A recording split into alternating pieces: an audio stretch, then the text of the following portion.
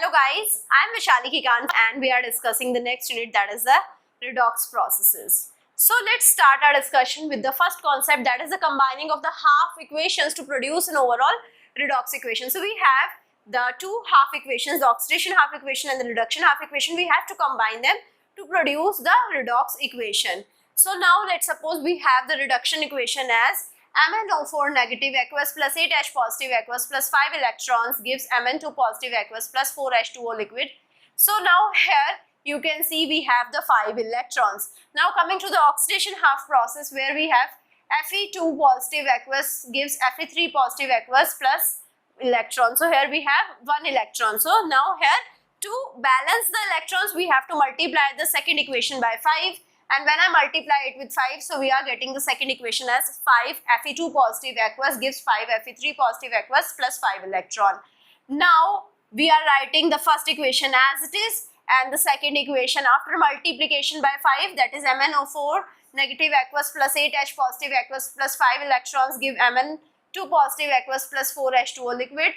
And second equation multiplied with 5 was 5 Fe2 positive aqueous gives 5 Fe3 positive aqueous plus 5 electron. Now we have to add both of them. So when I add both of them, all of the terms in the left hand side are added together, all of the terms on the right hand side are added together. So MnO4 negative aqueous plus 8H positive aqueous plus 5 Fe2 positive plus 5 electron gives Mn2 positive aqueous plus 4H2O liquid plus 5 Fe3 positive aqueous plus 5 electrons. So now 5 electrons and 5 electrons will get cancelled out, and we are left out with MnO4 negative aqueous plus 8H positive aqueous plus 5 Fe2 positive aqueous gives Mn2 positive aqueous plus 4H2O liquid plus 5 Fe3 positive aqueous. So if any other term can also be cancelled out, you have to cancel out that as well, like we cancelled out the 5 electrons on the left hand side and the right hand side. Coming to the next question, which states what is the overall redox equation when the following half equation are combined. So we have the two equation MnO4 negative aqueous plus 8H positive aqueous plus 5 electron gives Mn2 positive aqueous plus 4H2O. So here we have 5 electron. The next equation is Re3 positive aqueous plus 4H2O liquid gives ReO4 2 negative aqueous plus 8H positive aqueous plus 3 electrons. So here we have 3 electron. So what I am going to do to make the electrons equal, the first equation is multiplied with 3 and the second equation is multiplied with 5. So now let's write the multiplied equation. We have 3 MnO4 negative aqueous plus 24H positive aqueous plus 15 electron gives 3 Mn2 positive aqueous plus 12 H2O liquid. The second equation when multiplied with 5 will becomes 5 Re3 positive aqueous plus 20 H2O liquid gives 5 ReO4 2 negative aqueous plus 40 H positive aqueous plus 15 electron. So now we have to cancel out a lot of things over here. We have to add all of the things in the left hand side and the right hand side, but we can cancel out 15 electron. The 15 electron can get cancelled out. Here we have 20 H2O, here we have 12 H2O. So we can subtract this 12 H2O and here we are left out with 8 H2O. Right, here we have 40 H positive, here we have 24 H positive. We can subtract and here we are left out with 16 H positive. Rest all of the things I can write as it is. So 5 Re3 positive plus 3 MnO4 negative aqueous gives plus 8 H2O liquid that we have already computed gives 3 Mn2 positive aqueous plus 5 ReO4 2 negative aqueous plus 16 H positive. So I hope you understood this equation. Coming to the next question, which states balanced redox equation HASO2 aqueous plus BrO3 negative aqueous gives Br2 aqueous plus H3AsO4 aqueous. So now here if I consider the half equations, there are two half equations. HASO2 aqueous gives H3AsO4 aqueous, and for BrO3 negative we have the half equation as BrO3 negative aqueous gives Br2. So now first of all we have to balance the atoms other than hydrogen and oxygen. So here we have As and here also we have As, other atoms are hydrogen and oxygen. So this equation is already balanced. In this equation we have bromine, here we have Br2. So this equation is multiplied. Here this part is multiplied with 2. So we will be having 2 BrO3 negative aqueous gives Br2. So what I have done, I have balanced the bromine. Now what I have to do, I have to balance the oxygen. So I will be adding the number of oxygens with the help of H2O.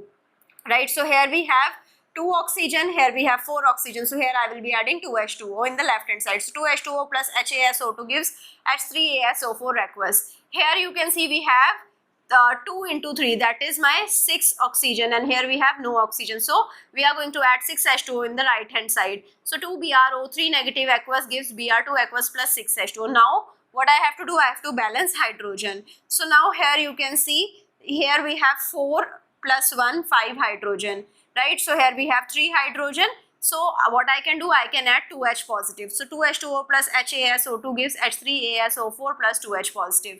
Now here you can see we have here 6H2, that is my 12 hydrogen. So here I can add 12H positive. So 2 BrO3 negative aqueous plus 12H positive aqueous gives Br2 aqueous plus 6H2O. So what I have done, I have balanced the hydrogen. Now I will balance the electrons. So here I will balance the charge actually. So here we have the 2 positive charge on the right hand side, and in the left hand side we have 0 charge. So what I can do, I can add the 2 negative charge to make the charge on the right hand side to be 0. Like we have the charge at the left hand side to be 0. So 2H2O plus HASO2 gives H3ASO4 plus 2H positive plus 2 electron. Right. Similarly here we have 2 negative charge plus we have 12 positive charge. Right. Here we have the 0 charge. So what I am going to do, I am going to make this charge to be neutral. So by adding 10 electrons I can do that. 2 BrO3 negative plus 12H positive plus 10 electrons gives Br2 aqueous plus 6H2O. Now what I have to do, I have to balance the number of electrons. So here I have 2 electrons, here I have 5 electrons. So I am going to multiply this first equation by 5. So I am going to get 10 H2O plus 5 HASO2 gives 5 H3AsO4 plus 10 H positive plus 10 electron. Here I am going to represent this equation as it is. So 2 BrO3 negative aqueous plus 12H positive plus 10 electron gives Br2 aqueous plus 6H2O. I can add both of them. I can cancel out the number of electrons and even the H positive ions right over here. So and H2O also we can cancel out. So here I have 10 H2O, here I have 6 H2O. I will be left out with 4 H2O over this side. 5 HASO2 will be represented as it is. 2 BrO3 negative aqueous plus here coming to the H positive. Here we have 12 H positive, here we have 10 H positive. So plus 2 H positive would be there. In the right hand side I will be having 5 H3ASO4 plus Br2 aqueous. Coming to the next question, which states the Winkler method was used to measure the concentration of dissolved oxygen in a sample of stream water. Manganese 2 sulfate, sulfuric acid and the potassium iodide was added to 100 centimeter cube of water. The iodine that was formed was titrated against a sodium thiosulfate solution with a concentration of 5 into 10 raised to power minus 3 mole per decimeter cube. It was found that 16 centimeter cube of sodium thiosulfate was required for titration. Equation for the reaction are 2MnOH2 solid plus O2 in aqueous gives 2MnOOH2 in solid. MnOOH2 in solid plus 4H positive gives Mn2 positive plus 3H2O liquid. Mn4 positive aqueous plus 2I negative aqueous gives Mn2 positive aqueous plus I2 aqueous. I2 aqueous plus 2H2O3 2 negative aqueous gives S4O6 2 negative aqueous plus 2I negative aqueous. So first calculate the number of moles of sodium thiosulfate used. Calculate the number of moles of iodine in the solution. Calculate the number of moles of manganese that produce this amount of iodine. Calculate the concentration of dissolved oxygen in milligram per decimeter cube and in ppm. Another sample of water from the same source was incubated for 5 days at 20 degrees Celsius. At the end of incubation, Winkler method was used to determine the concentration of dissolved oxygen, which was found to be 2.2 milligram per decimeter cube. Calculate the biological oxygen demand. So first of all, we are starting with the part A, which states we have to find out the number of moles of sodium thiosulfate.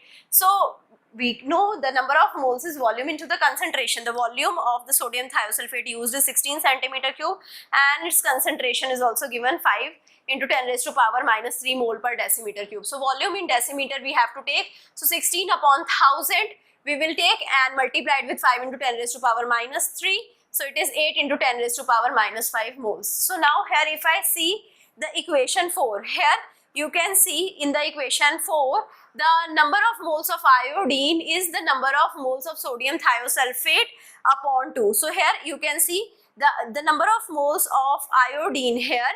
You can see the number of moles of sodium thiosulfate are twice of the number of moles of iodine. So whatever the number of moles of iodine is, the number of moles of sodium thiosulfate are twice of that.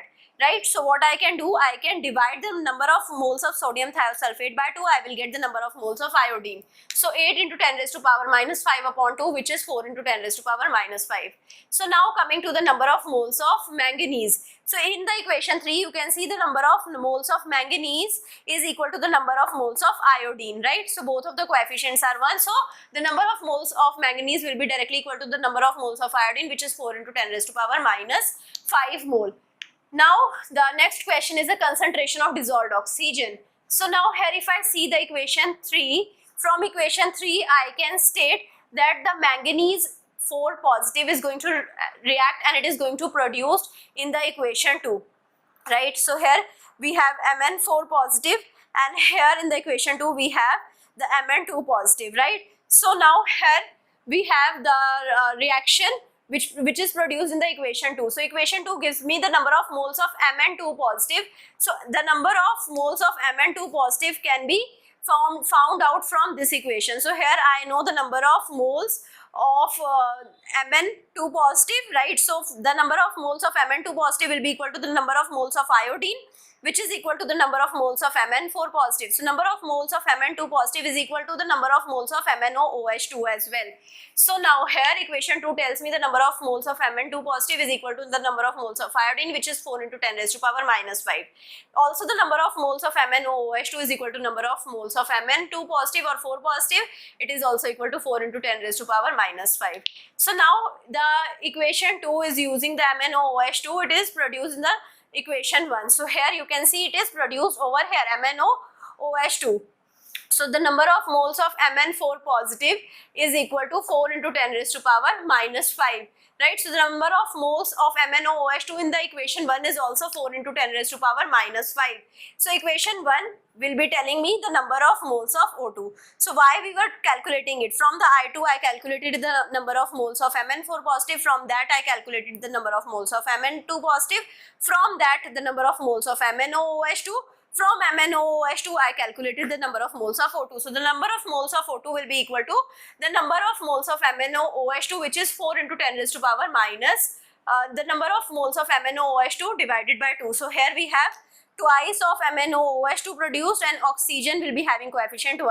So to find out the number of moles of oxygen, I will be dividing the number of moles of MnOOH2 by 2. So it will be equal to 2 into 10 raised to power minus 5. So dissolved oxygen in 100 centimeter cube would be 2 into 10 raised to power minus 5. But if I need to find out in 1 decimeter cube, it would be 10 times of that in 100 centimeter cube. So it is 2 into 10 raised to power minus 4. So we can also find out mass of oxygen in 1 decimeter cube would be number of moles into the molar mass, which is 32 for the oxygen, which is coming out to be 6.40 into 10 raised to power minus 3 gram per decimeter cube. We can also represent it as 6.40 milligram per decimeter cube or 6.40 ppm. Right, coming to the biological oxygen demand, which is equal to the initial concentration minus the final concentration. Initial concentration we had calculated it was 6.40 before the incubation. After the incubation, it is given in the question, the final concentration is 2.2. So biological oxygen demand is 4.20 milligram per decimeter cube or 4.20 ppm.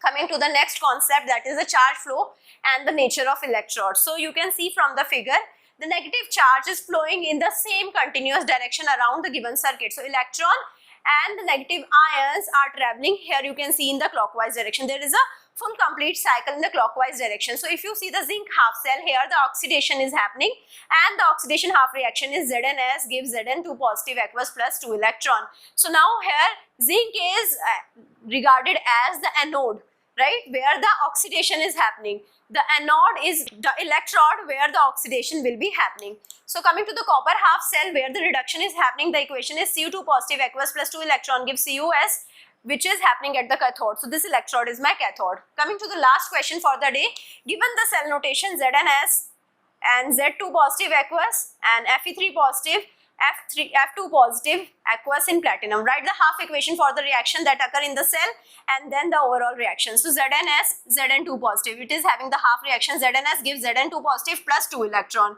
This is how I have balanced with the help of 2 electrons. If I see the second equation, we have Fe3 positive plus electron gives Fe2 positive. This is my next half equation which is balanced with the electrons. So now if I see these two equations here, I have 1 electron, here I have 2 electrons. So I am going to multiply this equation by 2. So now multiply by 2, I am going to get 2 Fe3 positive plus 2 electron gives 2 Fe2 positive, and the first equation was Zns gives Zn2 positive aqueous plus 2 electron. I can add both of them.